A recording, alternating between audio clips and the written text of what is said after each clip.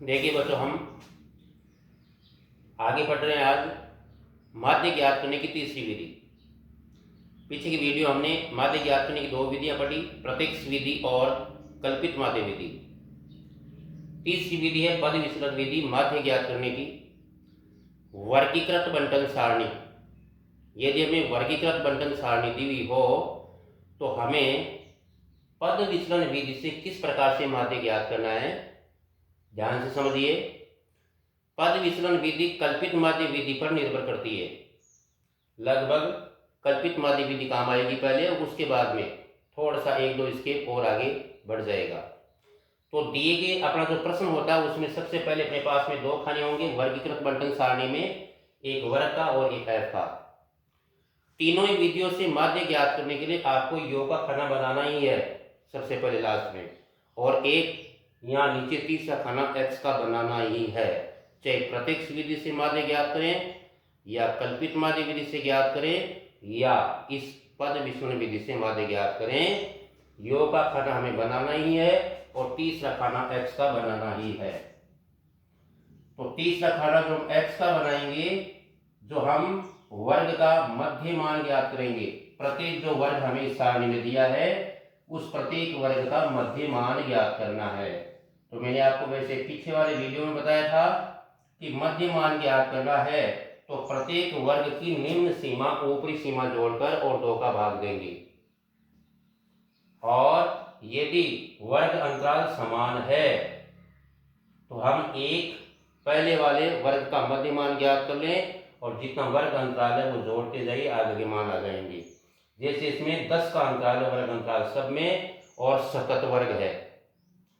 ऊपरी सीमा आगे निम्न सीमा बन रही है, ऊपरी सीमा निम्न सीमा, ऊपरी सीमा निम्न सीमा, बिल्कुल सतत वर्ग है और प्रत्येक वर्ग में 10 का अंतराल है।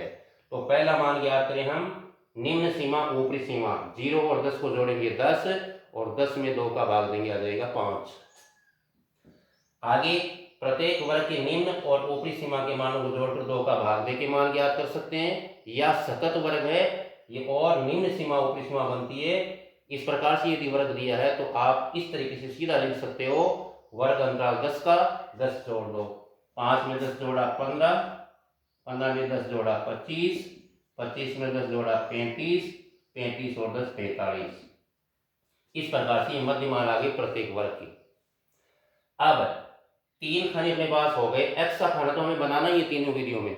अब आगे वाला खाना क्या बनाए ये निर्भर करता है विधि पर। अगर प्रत्यक्ष विधि हो, वापस रिवीजन के लिए ध्यान देते जाइए।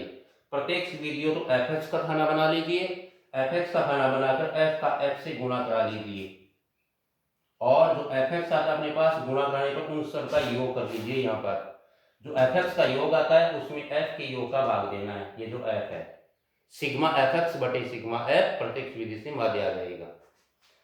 अगर हमें कल्पित माध्य विधि से माध्य ज्ञात करना है या इस पद विचलन विधि से माध्य ज्ञात करना, तो आगे का खाना हमें बनाना है डी का।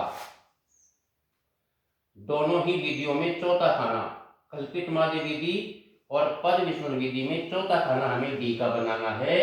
जैसा कि मैंने आपको पीछे वाले वीडियो में बताया कि डी क्या होता है, एक्स माइनस ए।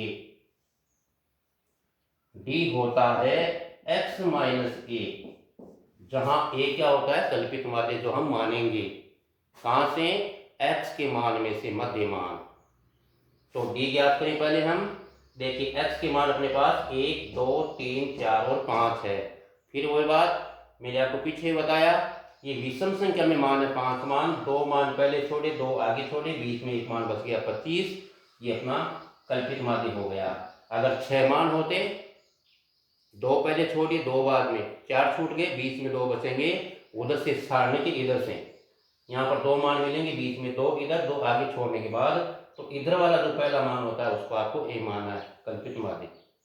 लेकिन यह विषम संख्या में है तो यहाँ पर 2 आगे छोड़ दिए 2 पीछे छोड़ दिए, बीच का एक मध्य मान कल्पित माध्य हमने ए मान लिया, जिसका मान कितना है 25। तो अपना इस प्रश्न के अंदर भी कल्पित माध्य कितना हो गया 25। चलिए अब हमें यहाँ डी का मान ज्ञात करना, तो मैंने आपको पीछे बताया सीधा तरीका रखिए, आप जो कल्पित माध्य माना वहां पर 0 लिखते जाइए, क्योंकि शेष प्लेन 0 बचेगा, आगे मान भी 0 आएगा। पीछे वाले मान सदैव माइनस ई बचेंगे, x में से a घटाना है, 5 में से 25 घटाना है माइनस का 20। घटाएंगे 25 में 5, लेकिन 5 से छोटा 25 से बड़ा, x माइनस a, 5 माइनस 25। अब देखिए एक संख्या है 5, एक संख्या है माइनस 25, तो दोनों संख्याओं को हम घटाएंगे, एक प्लस की एक माइनस की, शेष पर बचेगा 20, लेकिन वो किसका बचेगा? माइनस का, क्योंकि माइनस की संख्या बड़ी है। तो यहाँ पर बचेगा माइनस का 20। 15 में से 25 घटाएंगे तो माइनस का बचेगा 10, क्योंकि ये संख्या छोटी है प्लस वाली, माइनस की संख्या बड़ी है जिसको हम घटा रहे हैं। क्या बचेगा? माइनस का 10। 25 में से 25 घटाएंगे, x में से a, यहाँ x का मान है 25 और a भी 25, 25 में से 25 घटाएंगे, शेष बचेगा 0। अब x का मान हो गया 35, 35 में से a घटाएंगे 25, तो शेष बचेगा 10। 45 में से 25 घटाएंगे, शेष बचेगा 20। अब यदि अपनी विधि पाद विचलन विधि ना होकर कल्पित माध्य विधि होती तो यहाँ क्या खाना बनाते हैं? एफ डी का, एफ डी खाना बनाकर एफ का डी से गुणा कराते। एफ का डी से गुणा कराओ, माइनस की संख्या अलग जोड़ लो, प्लस की संख्या अलग जोड़ लो और दोनों का योग कर लो, माइनस और प्लस का। प्लस का योग ज्यादा है, उसमें से माइनस का योग घटा लो तो योगफल प्लस का आ जाएगा। माइनस का योगफल ज्यादा है, प्लस का योगफल कम है, तो घटा लो, शेषफल माइनस का आ जाएगा, तो योगफल माइनस का आ जाएगा। लेकिन अब पदविचलन विधि के अंदर हमें आगे और क्या करना है, देखिए आगे वाला खाना हमें यहाँ पर एक खाना और बनाना है u का।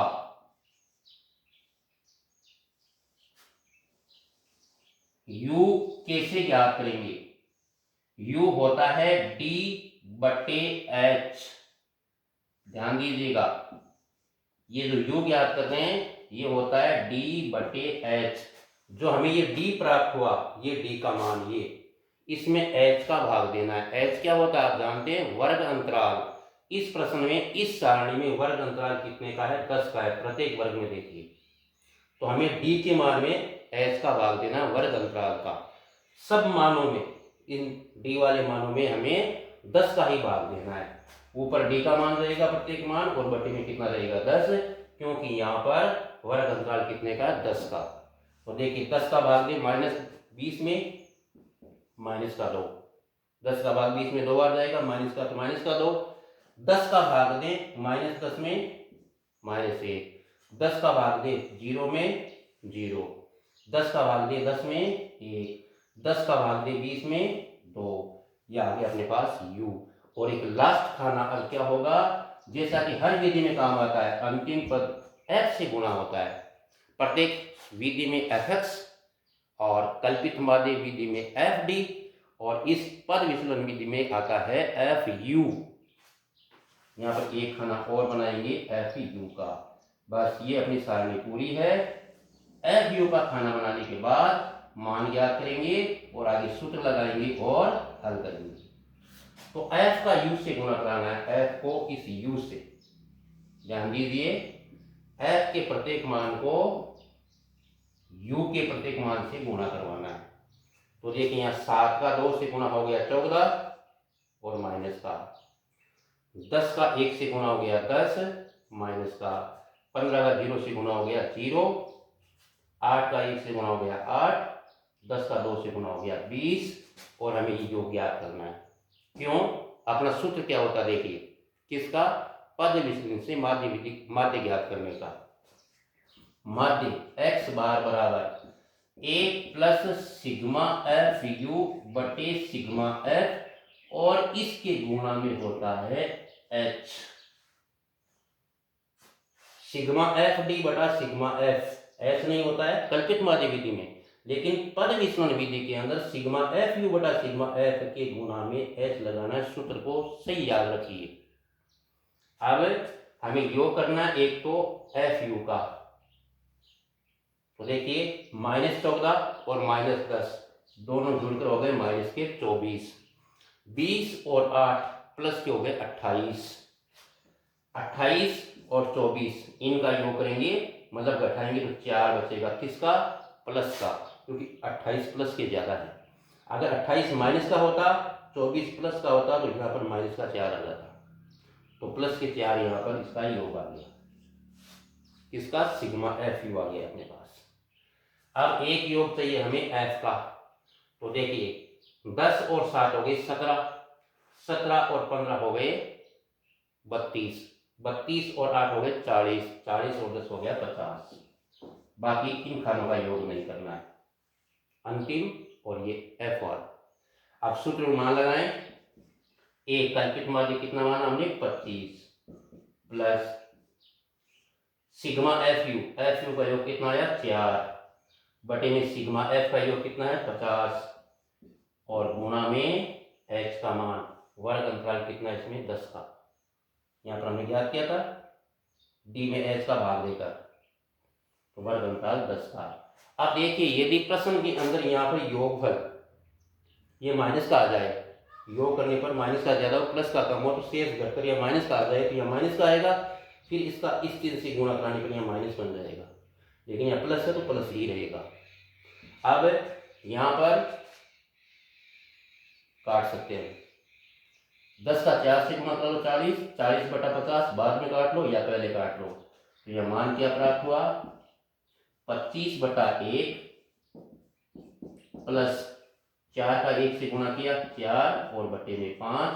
आगे इसको हम हल करेंगे तो इसका लय क्या आ जाएगा 5, दोनों संख्या में लय से लेंगे 5 आएगा, 1 का भाग 5 में 5 बार, 5 का 25 से गुणा करेंगे तो 125, 5 का 5 में भाग 1 बार, 1 का 4 से गुणा कराएंगे 4, 125 और 4 को जोड़ेंगे तो आएगा 129 और बटे में 5।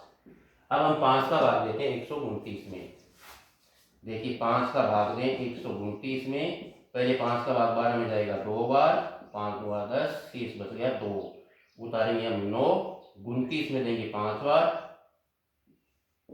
25, शेष बचेगा 4.0, 5 का भाग 40 में जाएगा 8 बार, तो यह भाग पूरा पूरा चला गया है, मान आ गया 25.8।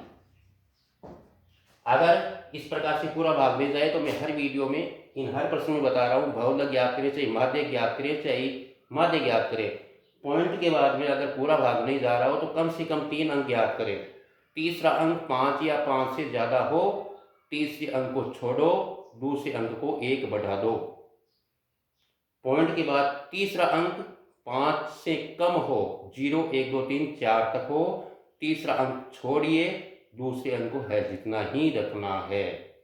तो इस प्रकार से हम पद विचलन विधि के द्वारा किसी भी वर्गीकृत बंटन सारणी का माध्य ज्ञात कर सकते हैं। सूत्र को ध्यान रखें और बिल्कुल किस प्रकार से खाने बनाने हैं उसके अनुसार पूरा तरीका ध्यान रखें। यहाँ तक अपनी विधि तक वो ये कल्पित माध्य विधि की, और यदि कल्पित माध्य से ज्ञात मुझे एफ डी आ जाएगा, यही सारणी पूरी।